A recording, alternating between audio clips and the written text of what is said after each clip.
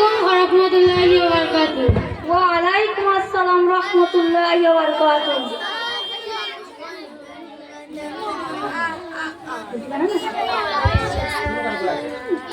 আসসালামু আলাইকুম ওয়া রাহমাতুল্লাহি ওয়া বারাকাতুহু। সকল মা বোনেরা আমাদের তরফ থেকে আন্তরিক শুভেচ্ছা ও ভালোবাসা জানাই।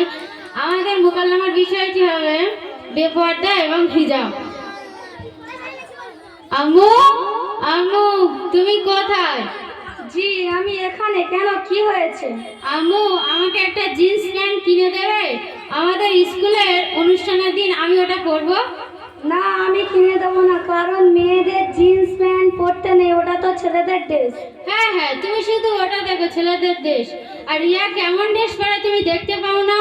ওর মা ওর জন্য jeans pant, frock, tight fit kurti এইসব কিনে দেয়। আমি বললে তুমি বলো ওসব পরতে নেই, সবাই স্কুলে ফ্যাশন ড্রেস পরে আসবে, আর আমি কিনা এই গায়ে ভূতের মতন ড্রেস পরে যাবো?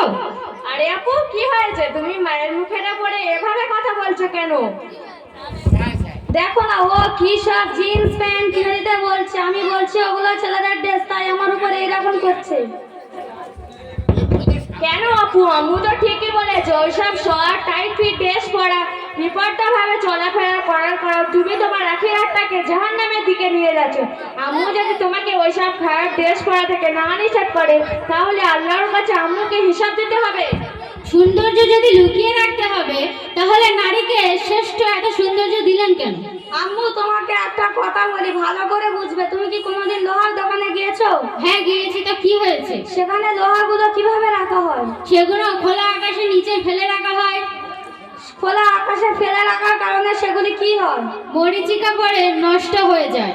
তুমি কি কোনোদিন স্বর্ণের দোকানে গিয়েছো? হ্যাঁ গিয়েছি, তো কি হয়েছে? তুমি আমাকে কি বোঝাতে চাইছো বলো তো?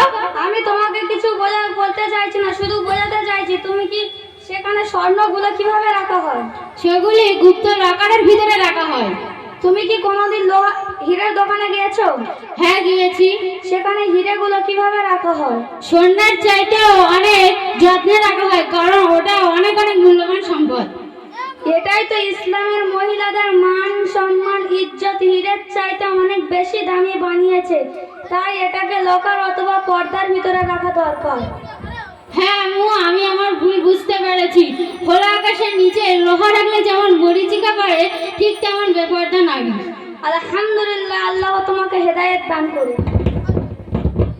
আরে নার্গিস, কেমন আছিস? আলহামদুলিল্লাহ, আমি ভালো আছি। আরে নার্গিস, তুই আগেকার বয়স্ক মানুষদের মতো ঘুমটা দিয়ে এসছিস, আর তোর সঙ্গে ওটা কে? ওটা আমার ছোট বোন। আরে আপু, তুমি কাদের সঙ্গে থাকো যারা কিনা বিপর্দায় থাকে?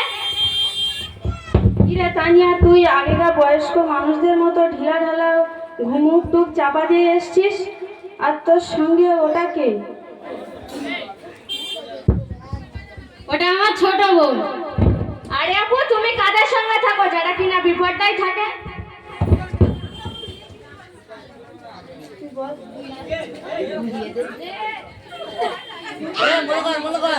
হ্যাঁ, আমি আমার মায়ের কথা না শুনে অনেক ভুল করেছি। আমি তো আমার নিজেকে জাহান্নামের দিকে নিয়ে যাচ্ছিলাম। আর আবার কি ভুল করলি বলছিস? জাহান্নাম?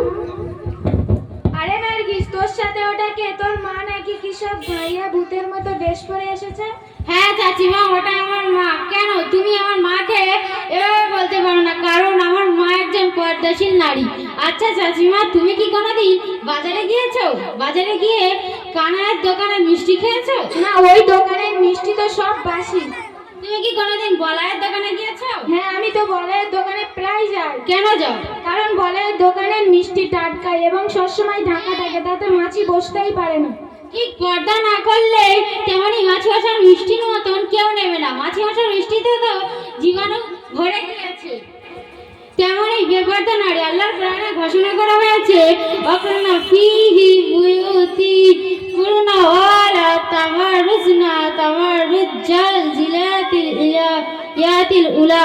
অর্থাৎ এই মহিলাগণ, তোমরা ঘরের মধ্যে থাকো এবং জলবরের মহিলাদের মতন বেপর্দায় বের হয়েও না। হ্যাঁ, আমি আমার ভুল বুঝতে পেরেছি। বেপর্দা নারী তো খোলা মিষ্টির সময়। আজ থেকে আমি আর বেপর্দা হয়ে ঘুরবো না, আজ থেকে আমি পর্দা করবো ইনশাআল্লাহ। আর আমার মেয়েকেও বেপর্দা হয়ে ঘুরতে দেবো না, জাহেলি যুগের নারীদের মতো। হ্যাঁ আম্মু, আমি আমার ভুল বুঝতে পেরেছি, আর আজ থেকে আমিও পর্দা করবো ইনশাল্লাহ।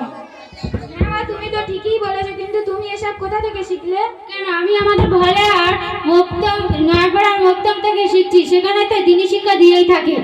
হ্যাঁ, আর আজ থেকে আমিও পর্দা করবো ইনশাল্লাহ, আর আজ থেকে আমিও মুক্ত পড়তে যাবো আসবো। আসসালামু আলাইকুম।